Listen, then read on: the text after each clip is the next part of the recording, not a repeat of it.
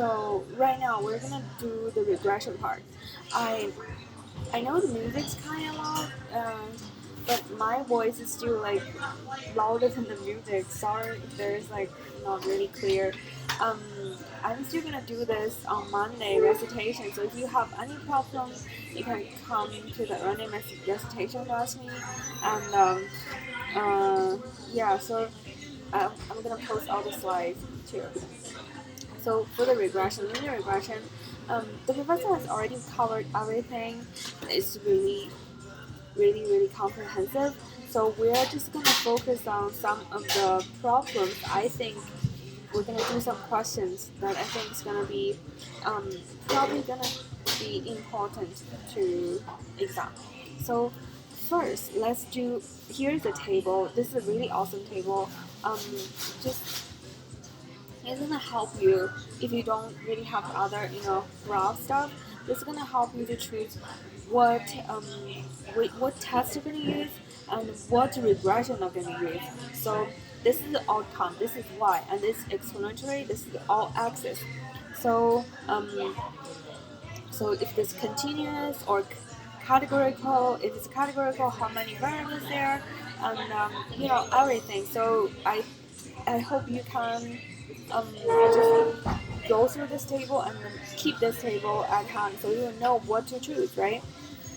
So here, we have already covered in class for the correlation and correlation coefficient. So here, just a recap. The correlation coefficient is a measure of the linear association between two continuous variables. So here, I want to put emphasis here in linear. So that measures a linear relationship. So this is really linear. This is not really. This is like, I don't know. There's probably no linear relationship, right? So positive means x increase and y increase, and negative means x increase and y decrease.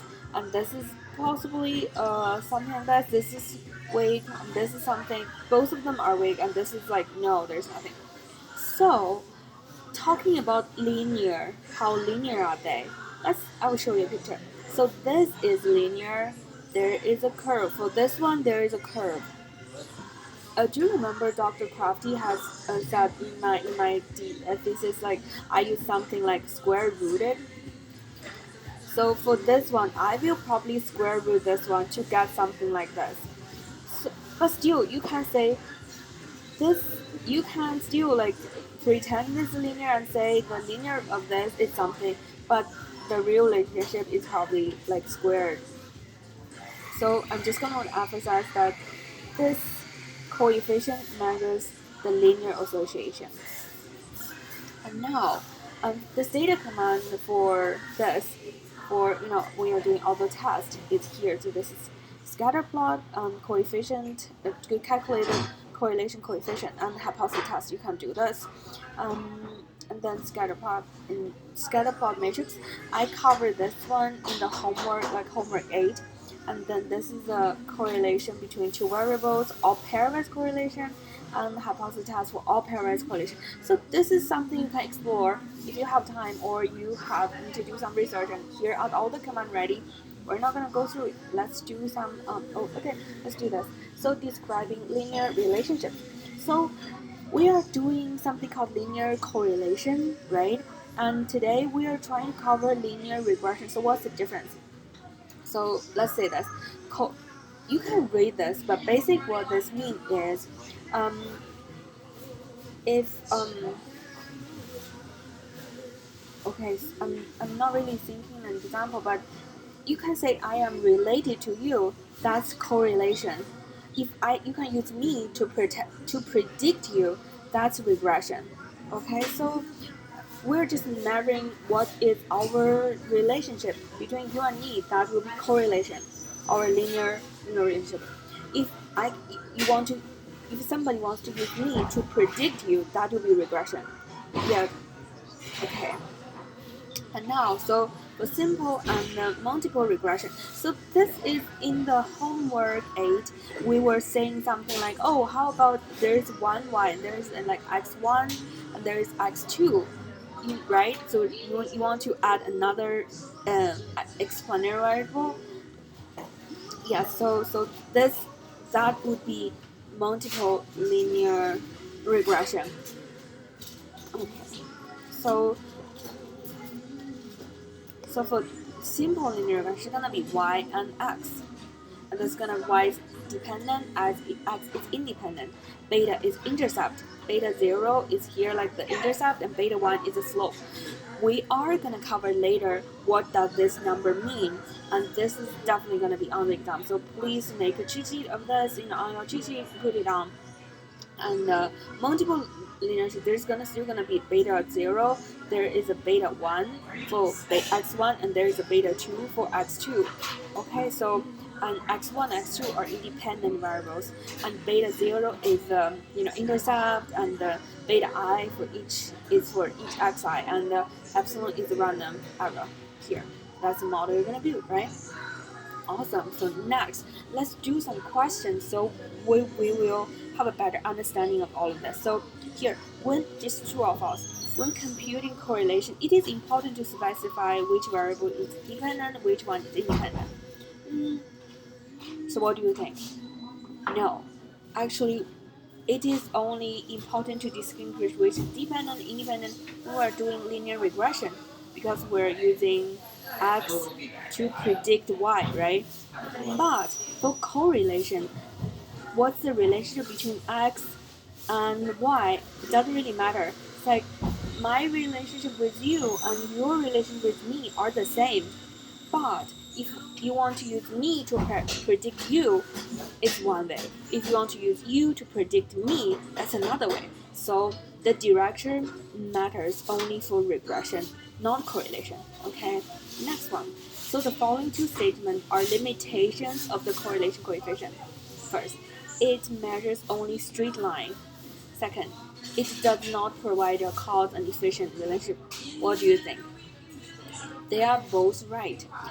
Yes, this one we just mentioned, only straight line, right? And then it does not provide a cause. So it's just like it's associated. It's association, not not the cause and effect.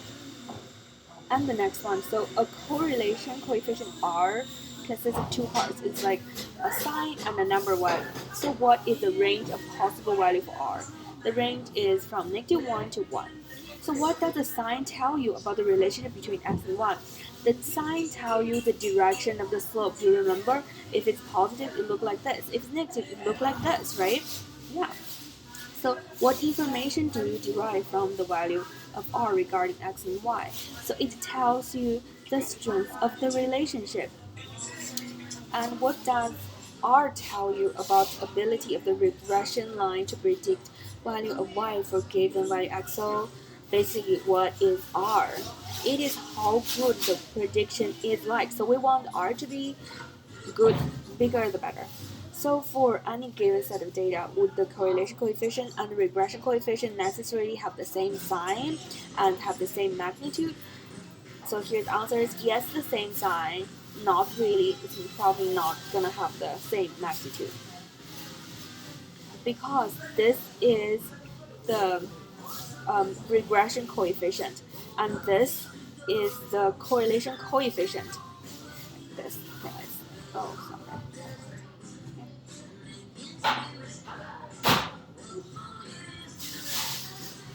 Cor- change it. So correlation coefficient. That's this one. And regression coefficient is this one. So we can see beta and R have the same sign, but not gonna be the same value, right? Awesome. The next one.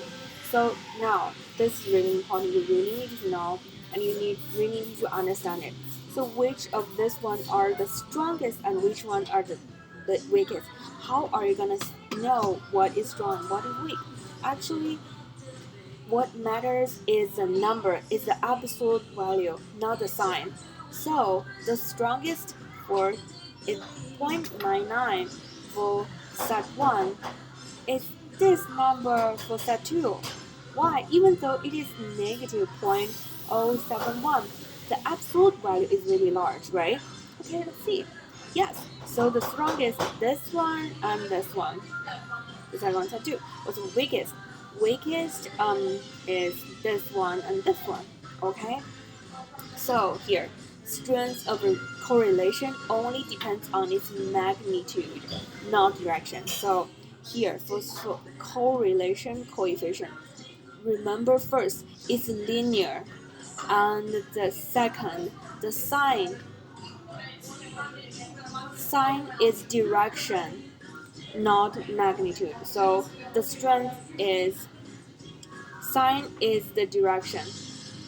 The number,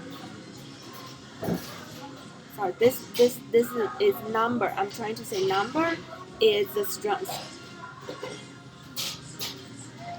Okay, let's type it out. I really want to know this.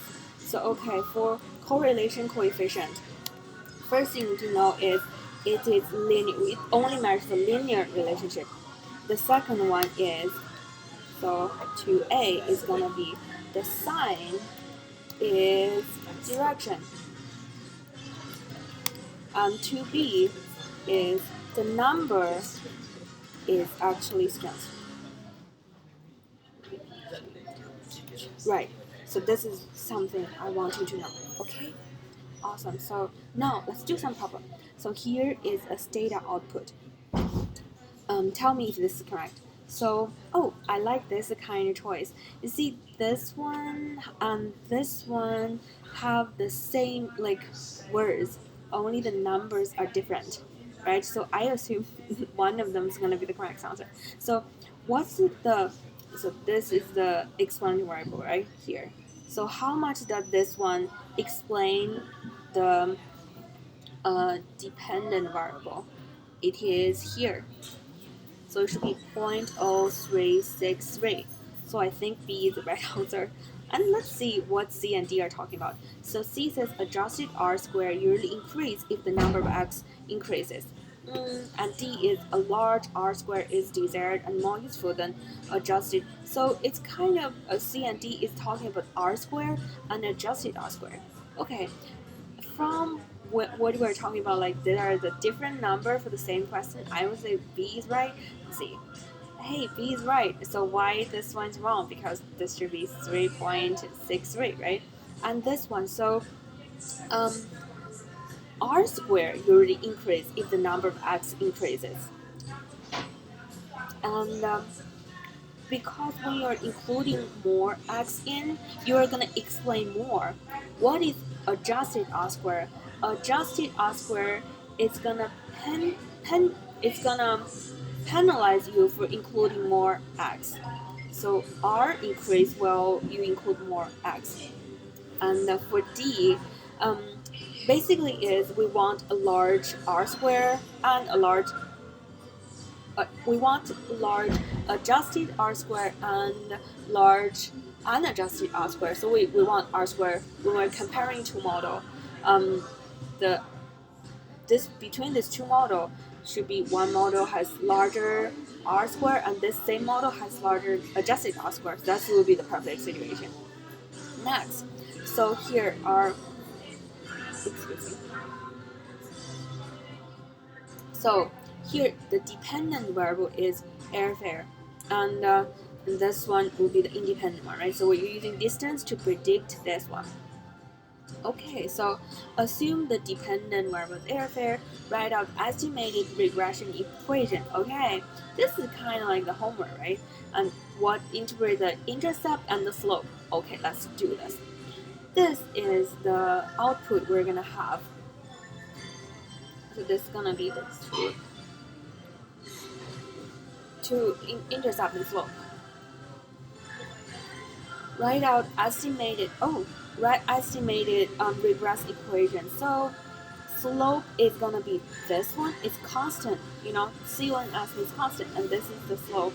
So the slope is 0.0542, and the intercept is this one. The adjusted regression equation is gonna be this thing. Okay. Now let's interpret it. This intercept is this. So we're gonna say the estimated airfare for a flight that goes 0 miles is this. The baseline price for a flight is this. So both of them are acceptable.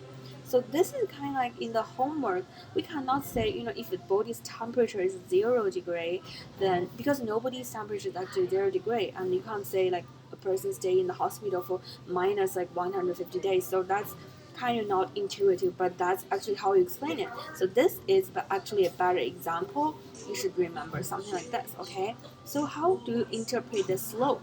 Slope is 0.0542. So you will say the estimated increase in average airfare for a mile increase in flight is around like 5 cents. Or the estimated increase in average airfare for 100 increase is that. So see what's happening just 1 mile. This is 100 miles. So this is like 5 cents. This is gonna be $5. So just you can bulk up the the the magnitude if you want to do this kind of explanation. So here now see. Okay, researchers are interested in investigating the relationship between BMI and the average number of cheeseburgers you eat each week. Consider the following regression output. Just this example is 100% fake. I'm running out of like examples. I just put uh, I think I made up this data probably. So okay, we're just gonna regress this with this. Okay, now so this is gonna be the output. I just copy them down here. And so which variable is it? Which variable is the independent variable? So which variable is the dependent? So there are two things we are interested: BMI and burgers, right? So burgers, that we're using burgers to predict BMI. So here the independent is gonna be, we're using burgers to predict BMI. So BMI is the dependent, is Y, and the burger is X, is the independent. So what is sample size? Sample size is here. So why I put all of them in the bracket is it will be easier for you to find it next time. Okay, so you're just gonna see another table. It's probably gonna be a different number here, but you know like number of observation 20. That's the sample size. What's the estimated regression equation? So you're just gonna fit this model and put everything here. So what's the interpretation of estimated slope? Interpretation for the slope is gonna be, and then interpretation for the estimated intercept, this number, right? And this number. So for the slope, we're gonna say the estimated BMI for a person who eats zero sorry, this is not slope, this is constant. Let's do this. This should have this one. This should have this one. So what's the interpretation? Let's do this. What's the interpretation of estimate intercept? The intercept is this one, like constant, right? So the estimate BMI for a person who eats zero burger per week is 50.6. And then what is the interpretation of estimated slope? That's 3.13. The estimated increase in the average BMI for consuming one more burger per week is around this 3.14. So is the independent variable a significant predictor of the variable? So where are we finding? The answer is yes. So where are we finding this? Here, burger. This is the independent variable, right? So here is the p-value. So this is the p-value you're looking for this one. So interpret r squared. So this is r squared. We want to interpret this. Okay, so the r squared is 0.4681 is so that 67% of variation in BMI is due to the consumption of cheeseburgers. This is just a fake example, but I guess this is mostly what's gonna. I would assume this is probably what is might look like in the exam. So just understand it. You will do that. You will do well. And please refer back to the professor's notes because that's a really great resource. Okay, awesome.